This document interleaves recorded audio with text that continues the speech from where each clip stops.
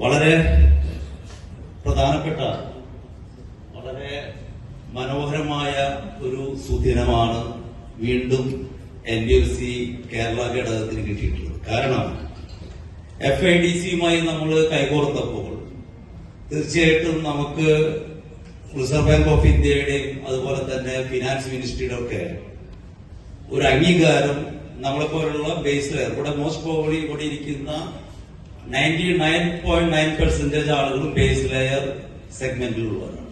So നമ്മളെ സംബന്ധിച്ച് ഒരു സെൽഫ് റെഗുലേറ്ററി ഓർഗനൈസേഷന്റെ ഭാഗമാകാൻ സാധിക്കുക, അതിന്റെ ഒപ്പം തന്നെ നമ്മൾ കാരണം അതും കൂടി അവർക്ക് FIDCക്ക് നമ്മളിലൂടെ അത് സാധിക്കാൻ പറ്റുക എന്നുള്ളത് വളരെ മനോഹരമായ ഒരു കാര്യം. തീർച്ചയായിട്ടും നമ്മള് 45 മെമ്പർഷിപ്പാണ് കേരള ഘടകം കൊടുത്തത്. ലാസ്റ്റ് മീറ്റിംഗിൽ നമ്മൾ പറഞ്ഞത് 100 എത്തിക്കുന്നതാണ്. 100% this financial year, end of this financial year, we committed 100%. Don't worry about it. Because നമ്മളെല്ലാവരും NBFCയുടെ ഒരുപാട് മുന്നേറ്റങ്ങൾക്ക് പ്രാധാന്യം കൊടുക്കുന്ന ഒരു സമയമാണ്. കാരണം Indian finance minister Nirmala madam പറയുന്നു, കഴിഞ്ഞ 21 കാലഘട്ടത്തിൽ 24 ട്രില്യൺ വായ്പാ അനുപാതം എന്നുള്ളത് 25 മാർച്ചായപ്പോഴ് 48 ട്രില്യണിലേക്ക് എത്തുന്ന അതിമനോഹരമായ ഒരു കാഴ്ച ഈ സെഗ്മെന്റിലുണ്ട്.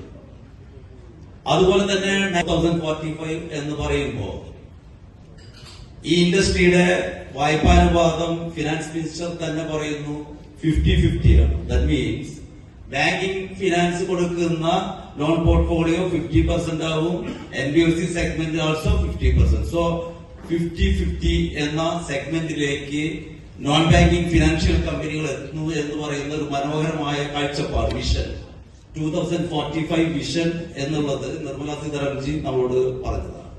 സോ ഇതൊക്കെ ഈ ഇൻഡസ്ട്രിയുടെ ഏറ്റവും മനോഹരമായ ഛാപ.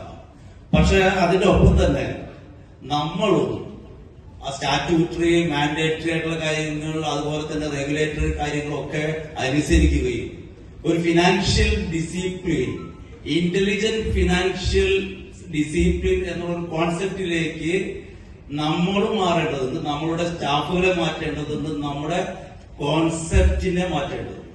സോ ഈ ഇമ്പോർട്ടൻസ് ആണ് ആക്ച്വലി ഇന്നത്തെ ഈ മീറ്റിംഗ് കൊണ്ട് നമ്മൾ ഉദ്ദേശിക്കുന്നത്.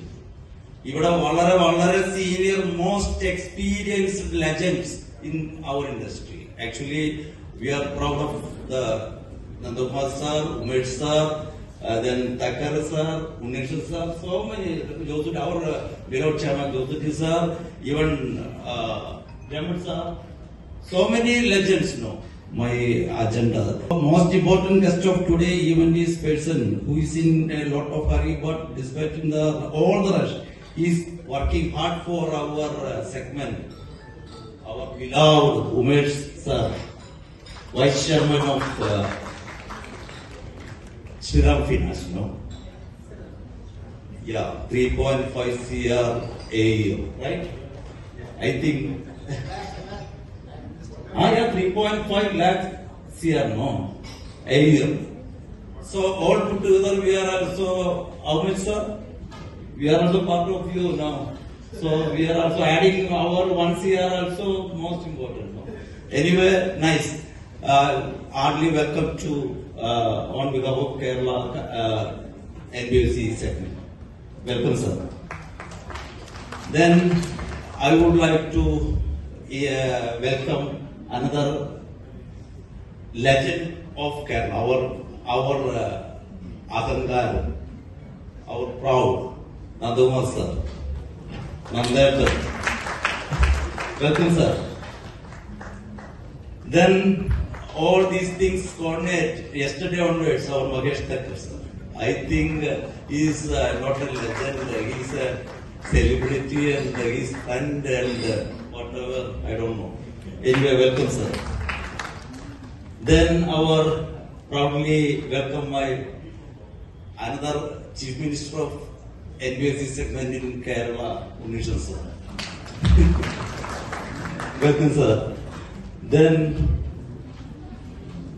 another legend, think he will take the subject.